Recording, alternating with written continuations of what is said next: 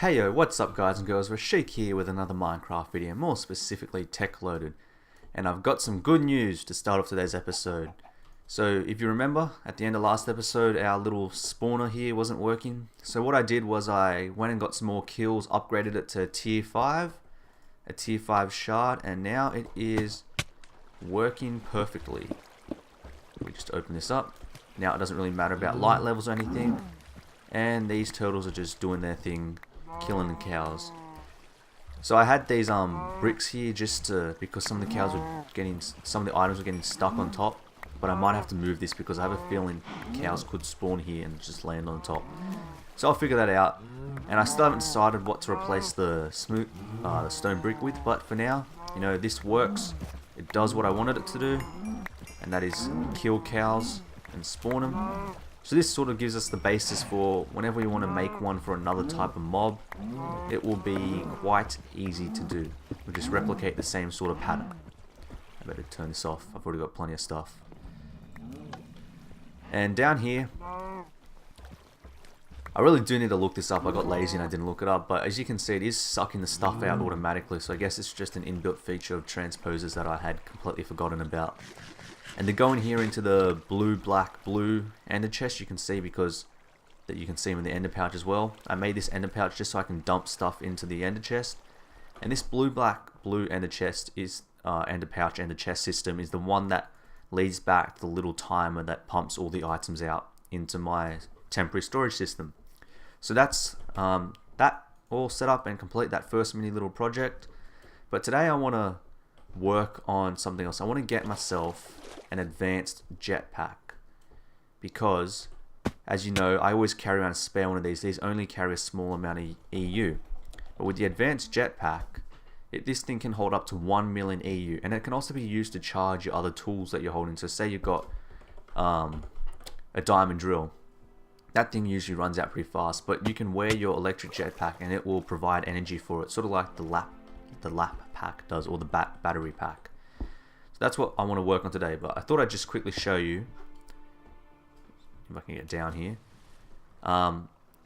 As I said last episode how I was flying around and I found a cave spawner. That is this little spider spawner here. You can see there's some spiders spawning now. And I've just set up like a really shoddy temporary spawner type thing, and all the spiders, they're just dropping down here so I could just kill them. I can't one hit kill them with my fist, but I could kill them one hit with the vile swords, and that's how I was farming my shards.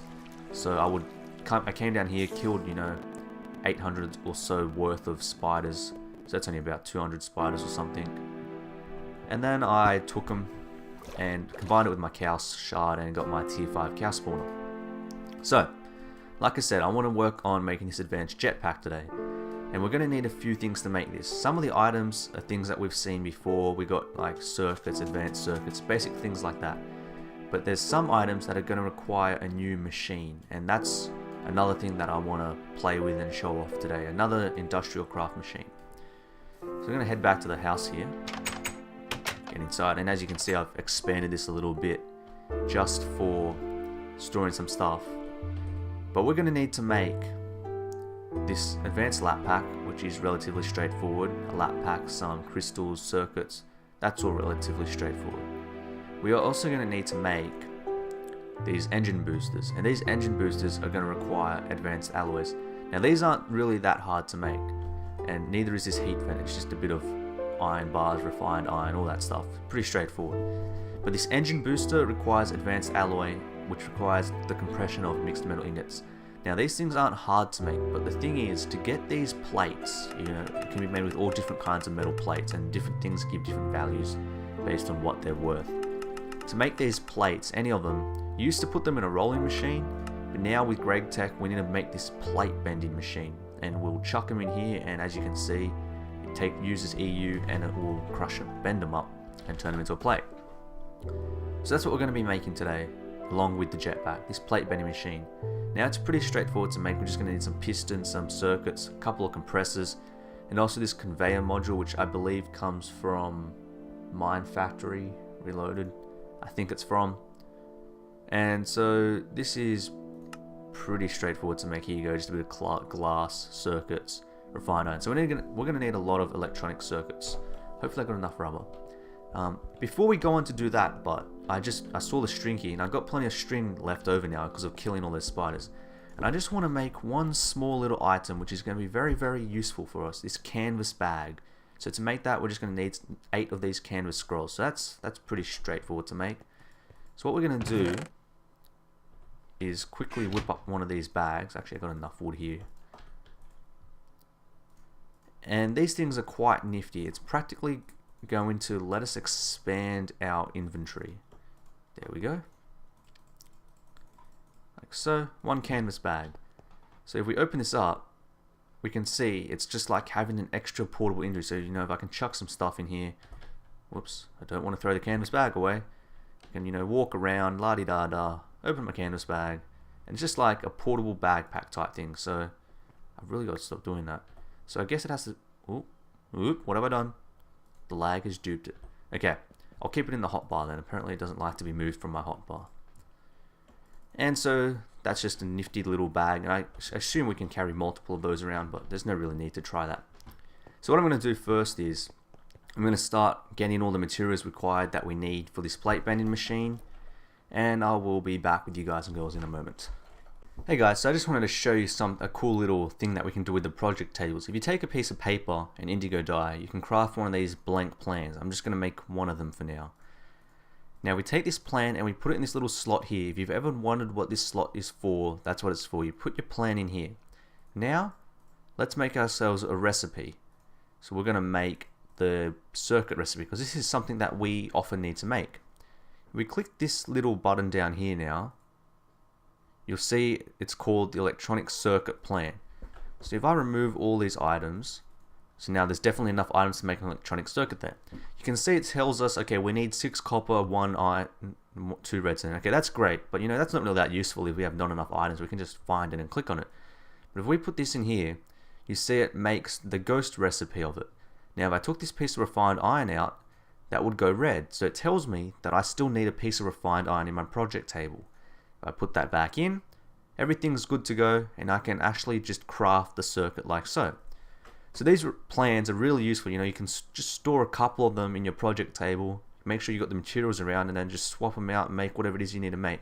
Anyway, I'm going to go back to continuing to build up the materials, and I'll be back again shortly. Okay guys and girls, I've acquired myself a whole heap of industrial goodies. So I've got a couple extra things like this transformer upgrade. Now I don't believe I've shown you one of these before, but basically what they do is, as you know, the basic machines, they can only take 32 EU per tick. But in an MFE, for example, which is what I've upgraded to here because I had so much spare power, output's 128. Now normally what you would do is you could just stick a transformer into the ground, attach your wire to the big side, the one with 3 dots, and output it out the other. What you can also do is make this transformer upgrade, which is pretty straightforward to make. And what it does is basically the exact same thing. So this is like having a transformer in my setup. So now this macerator can take up to 128 EU per tick without exploding. So that's one thing.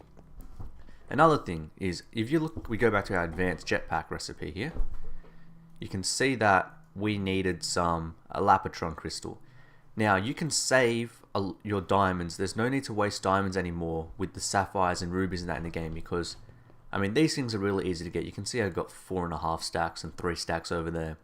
And you can make a lapotron crystal just by straight up using 1 sapphire in place of your energy crystal, or with your energy crystal, instead of using a diamond, you can just use a ruby. So that's just another little tip. You know, you can save a lot of resources that way, a lot of diamonds. Although in the late game, of course, you have plenty of diamonds, but at this stage in the game, every little bit counts. So now we're pretty much ready to start assembling everything to make our advanced jetpack. So I've got all the materials required to make most things. Now the first thing we're going to make here is this carbon plate. To make that, we're going to have to compress some raw carbon mesh. We're going to have to get some raw carbon fiber to do that. And to do that, we're going to need some coal dust. So we're going to grab ourselves some coal dust here. I think 8 pieces should suffice. And we will use the pulverizer. So while that's pulverizing itself up, actually that's doing it extremely quickly. let's start setting up our plate bending machine. So what I'm going to do here is just get rid of this wire, just to make sure absolutely no accidents are going to happen. Because the last thing I want, let me get rid of these blocks as well, they're getting in my way. We do not want this connecting by accident before it's ready. So let's take our plate bending machine and we're going to sit it on the wall right here. Now these machines have quite a different interface to the regular machines. This one here allows you to transmit EU through the machine out the output side, which I believe is currently on the back. This one here, I believe, allows you to adjust how many output slots you have, because you can see there's 2 up here. So you can have up to 2, and every minute or so it automatically transmits its items out. So it sort of does what these machines do, and it's just an implementation added by GregTech for the GregTech machines. Where's that coal dust? Here we go. So that's just a nifty little feature, but you know, for our needs, we don't really need any automation happening, so we're not going to have that done. So this thing here would allow, this little tab here allows you to let the items automatically come out. I am going to uncheck this because we don't want our items to automatically be popping out. Now, you may have seen when I made it that it said that it had a maximum input of 32 EU per tick. So what we're going to do is take this transformer upgrade, and if you look inside, there's no slots, but I tested this on a single player world, so hopefully it still works. And if we just right click with our transform upgrade, it is now inside that machine. And if we go get, where's my Omni wrench? Here we go. If we grab our wrench here, because you know we don't want to break the buildcraft machine, industrial craft machines, they tend to just fall into millions of little pieces. And we look at our plate bending machine, you can see down the bottom there, that bottom line of text, 1 transform upgrade. So now it actually has a maximum input of 128 EU per tick, just like all these other machines. Which means we can take our glass fiber cable and safely hook it up without anything going kaboom. So let's just put our floor back together. And now we're going to take our coal dust and just craft it like so into raw carbon fibers. We're going to take these raw carbon fibers and we're going to put them in the compressor, which has a piece of lapis. No, we're not. What am I doing? I think I just need to craft that actually. Oops. Yep. And I probably should have made another one of those, shouldn't have I? Dear oh dear. Okay. Let's chuck this one in here for now. And I did my math wrong. So we're going to need another 8 coal. And we're going to chuck this in the pulverizer. And we're going to let that quickly. Oh, did you guys see? If you saw quickly, there was a little big chunk of blue. And that's what happens when I told you last episode, where if you let the power build up, it'll explode. And so that's just like a little visual indicator telling you that your power is getting very close to exploding. So this coal is done. This pulverizer works nice and quick. Going to make out another piece of carbon fiber. Get out 2 carbon mesh, put them together. Chuck it in the compressor. And let that do its thing. Okay, so now the next thing we are going to need is to make these engine boosters. And to make them, we need these advanced alloys. So that was the whole point of making this cool new machine, which is just really fun to play with. And we're going to take our advanced alloys and we're going to need to make them with these mixed metal ingots. Now to make these, we're going to have to combine some sort of combination of different types of plates. Now we're going to stick with the basic ones, which are the easiest to make. So we're going to do a refined iron, bronze plate, and we can use tin plates as well. We could use zinc or whatever. So we're going to need 6 of these mixed metal ingots in total. So that means we're going to need 6 refined iron, 6 bronze, and 6 of the tin. So let's just grab ourselves one more piece of tin. Actually, we're going to need a bit more, so I'm just going to grab a stack out. To make bronze, there's numerous ways we can make it, but the way we're going to do it now is we're going to combine 3 pieces of copper with 1 piece of tin, and that will give us 1 bronze. So 5, so we're going to need 6 of these. And like I said, there are other ways we can do it, like we can make the different dusts and whatnot, but we're going to use it this way. So we've got our 6 bronze, 6 tin, and the last one was 6 refined iron. So we're going to have to go over here.